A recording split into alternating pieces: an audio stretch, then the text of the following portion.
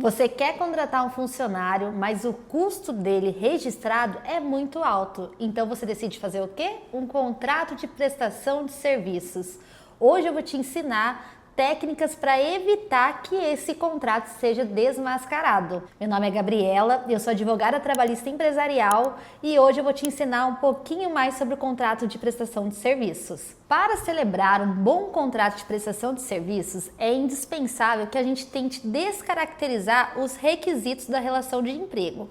Quais são esses? É o famoso SHOP, que é o S de subordinação, então o empregado ele ter um chefe, o H de habitualidade, ele ir mais de 2 vezes na semana, o O de onerosidade, receber, salário, e no caso o P de pessoalidade, a prestação de trabalho ela é exclusiva, ela não pode ser delegada a um terceiro. O que a lei determina, tá? Se o empregado em si ele obedece esses 4 requisitos, ele é CLT, ele não é PJ.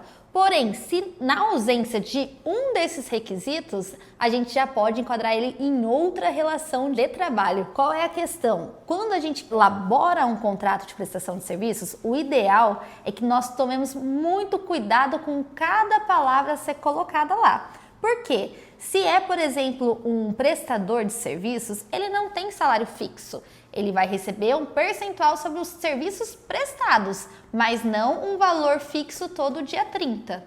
Outra coisa que a gente tem que observar muito, a questão de férias. O prestador de serviços, ele não tem férias. O máximo que ele pode ter é um recesso, sabe? Mas, em regra, ele não tem férias. E isso não pode constar no contrato de trabalho. Outra coisa também que é muito importante é a questão de vale transporte, de benefícios. Eu sempre recomendo não indicar lá, certo?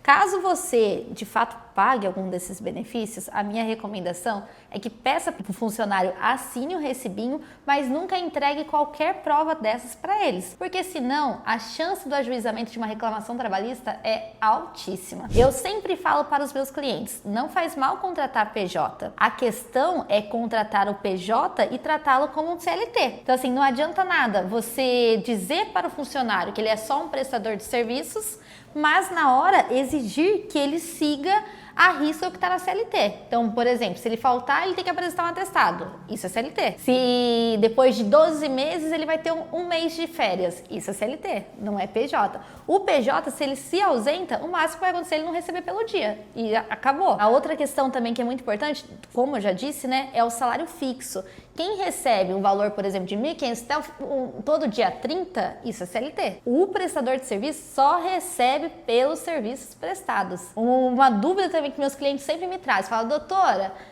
eu tenho um contrato de prestação de serviços com o meu funcionário, mas eu fiquei sabendo que ele não pode usar uniforme porque isso caracteriza vínculo empregatício. É verdade? Depende. Em alguns casos sim, outros não. Nada impede que a empresa exija que ele utilize uma vestimenta adequada ali para a atividade. Porém, o que ele não pode é ter, por exemplo, um crachá falando que ele é empregado da empresa. Como prestador de serviços, nada impede, é só a nomenclatura correta a ser adicionada. Quais são os riscos de fazer um contrato mal feito? Primeiro, e o mais sério de todos, é o reconhecimento do vínculo empregatício na Justiça do Trabalho.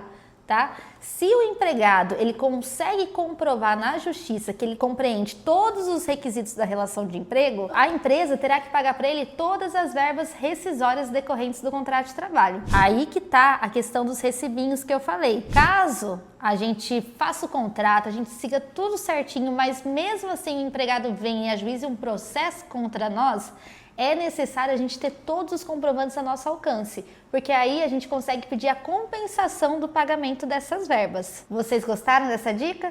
Se gostaram, me siga para mais conteúdos como este. O nosso canal é especialista em direito trabalhista. Então, caso vocês tenham algum outro assunto de interesse relacionado ao trabalhista, já deixa aqui nos comentários que a gente vai gravar com muito orgulho. Muito obrigada!